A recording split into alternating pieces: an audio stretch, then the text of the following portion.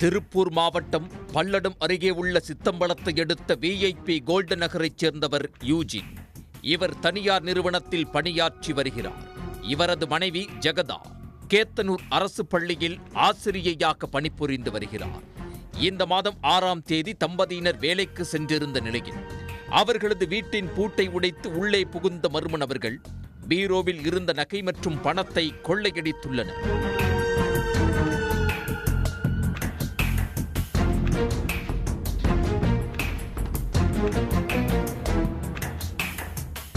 Eugene வீட்டை தொடர்ந்து அதே பகுதியில் வசிக்கும் ராதாகிருஷ்ணன், மதியழகன் மற்றும் காளிதாஸ் ஆகியோரது வீடுகளின் கதவுகளையும் உடைத்த கொள்ளையர்கள் அங்கிருந்த விலை உயர்ந்த பொருட்கள், பணம், நகை போன்றவற்றை திருடிச் சென்றனர்.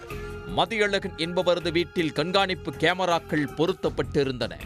கொள்ளையடிக்க உள்ளே நுழைந்த மர்ம நபர்கள் தாங்கள் அடையாளத்தை மறைக்க கேமராவை துணியால் மூடிவிட்டு இந்த துணிகர செயலில் ஈடுபட்டுள்ளனர். தகவல் அறிந்து சம்பவ இடத்திற்கு வந்த பல்லடம் போலீசார் கைரேகை நிபுணர்கள் வரவழைத்து தடயங்களை சேகரித்து விசாரணையை தொடங்கியிருக்கிறார்கள். இதனையடுத்து திருப்பூர் மாவட்ட காவல் கண்காணிப்பாளர் உத்தரவின் பேரில் பல்லடம் டிஎஸ்பி பார்த்திபன் மேற்பார்வையில் பல்லடம் காவல் ஆய்வாளர் மாதையன் தலைமையில் 2 தனிப்படைகள் அமைக்கப்பட்டு போலீசார் குற்றவாளிகளை தேடி வந்தனர். சம்பவம் நடந்த இடத்தில் இருந்த கண்காணிப்பு கேமரா துணியால் மூடியிருந்த நிலையில் அந்த பகுதியைச் சேர்ந்த கிருஷ்ணமூர்த்தி என்பவரது வீட்டில் பொருத்தி இருந்த கண்காணிப்பு கேமரா பதிவுகளை ஆய்வு செய்தபோது இருசக்கர வாகனத்தில் 2 மர்ம நபர்கள் வந்து சென்றது பதிவாகியிருந்தது. இதன் தொடர்ச்சியாக 100க்கு மேற்பட்ட கண்காணிப்பு கேமரா பதிவுகளை ஆய்வு செய்த போலீசார் கோவை சேலம் பைபாஸ் சாலையில் தனியார் ஹோட்டல் அருகே பதுங்கியிருந்த முருகன் மற்றும் பிரவீன்குமார் ஆகிய இருவரையும் அடக்கி பிடித்து விசாரித்திருக்கிறார்கள்.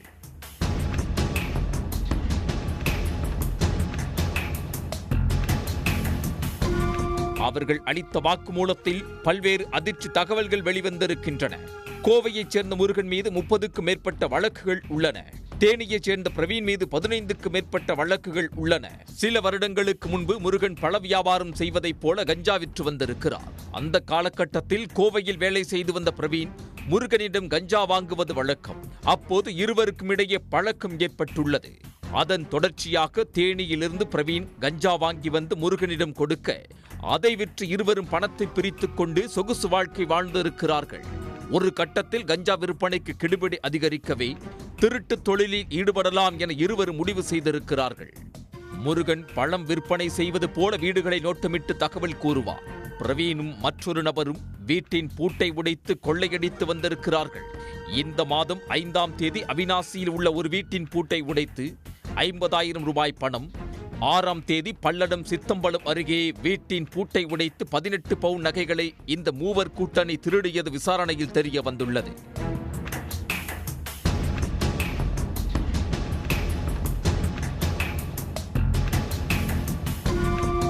இதனையடுத்து குற்றவாளிகளிடம் இருந்து 15 பவுன் நகை மற்றும் 50,000 ரொக்கத்தை பறிமுதல் செய்த போலீசார் அவர்களை நீதிமன்றத்தில் ஆஜர்படுத்தி கோவை மத்திய சிறைக்கு அனுப்பி வைத்தனர். மேலும் தலைமறைவாக உள்ள ஒருவரை போலீசார் தீவிரமாக தேடி வருகின்றனர்.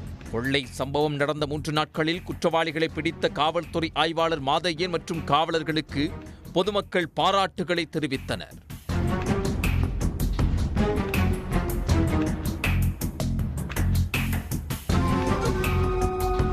அதனைத் தொடர்ந்து பொதுமக்களிடம் பேசிய காவல்துறை ஆய்வாளர் மாதையன், கிருஷ்ணமூர்த்தி என்பவர் பொறுத்து இருந்த கண்காணிப்பு கேமரா பதிவுகளை வைத்தே குற்றவாளிகளை விரைவாக பிடிக்க முடிந்தது. எனவே பொதுமக்கள் தங்கள் பகுதிகளில் கண்காணிப்பு கேமராக்களை பொருத்தினால் குற்ற சம்பவங்களை தடுக்க முடியும், குற்றவாளிகளையும் எளிதாக பிடிக்க முடியும் என கூறியிருந்தார். உடனுக்குடன் செய்திகளை தெரிந்து கொள்ள சன் நியூஸ் பெல் ஐகானை கிளிக் பண்ணுங்க.